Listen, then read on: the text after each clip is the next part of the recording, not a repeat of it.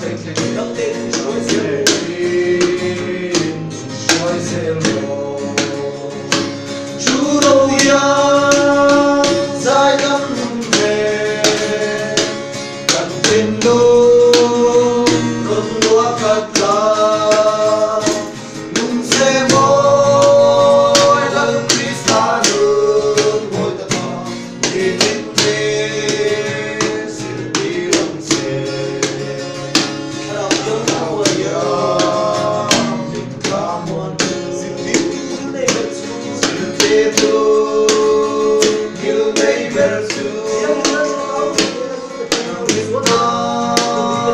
Suave,